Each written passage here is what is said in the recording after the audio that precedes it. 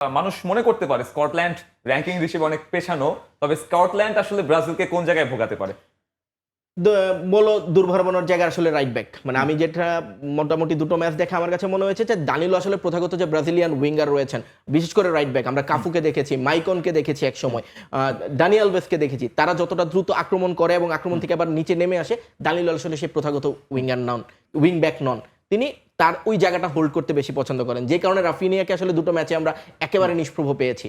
Same ভাবে Casimir এবং পাকোয়েতার ওই কার্ডের কথাগুলোই আসলে বারবার চলে আসবে। এই কার্ড দুটো তাদের ব্যাক অফ দ্য মাইন্ডে যদি কাজ করে তাহলে ব্রাজিলের জন্য টাফ হবে।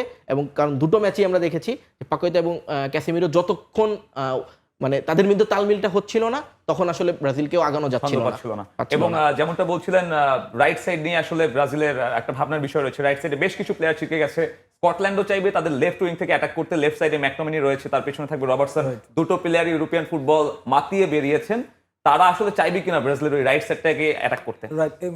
এর আগে যে মানে ফার্স্ট 20 মিনিটসের যে কথাটা আসলে বলা হচ্ছিল যে স্কটল্যান্ডকে আমরা দেখেছি ফার্স্ট যে দুটা ম্যাচ খেলেছে তারাও কিন্তু শুরুর দিকেই বেশি আক্রমণ করার চেষ্টা করেছে। একদম এনার্জিটা যখন প্লেয়ারদের মাঝে থাকে তখনই কিন্তু আসলে তারা একটা লিড নেওয়ার চেষ্টা করে। ওই 20 মিনিটসটা কিন্তু খুবই ভাইটাল হবে। এবং অবশ্যই রাইট উইংয়ের কথা যেটা আপনি বললেন যে স্কটল্যান্ডের সেই জায়গা থেকে মানে মানে যদি বলি যে ব্রাজিলের জন্য কিছুটা হলো মানে টাফ সিচুয়েশন দিতে পারে এই এই উইং থেকে। এবং ব্রাজিলও চাইবে আসলে যেমনটা বললেন আর কি, যে আমরা কার্ড সাসপেনশন নিয়ে ভাবছি না, তারা পূর্ণ শক্তির দরকার হবে। তারা হয়তো এই 20 মিনিটটাকেই টার্গেট করবে। ম্যাচটা যখন তাদের নিয়ন্ত্রণে চলে আসবে তখন হয়তো বেঞ্চের কিছু প্লেয়ারকে বাজিয়ে দেখবে।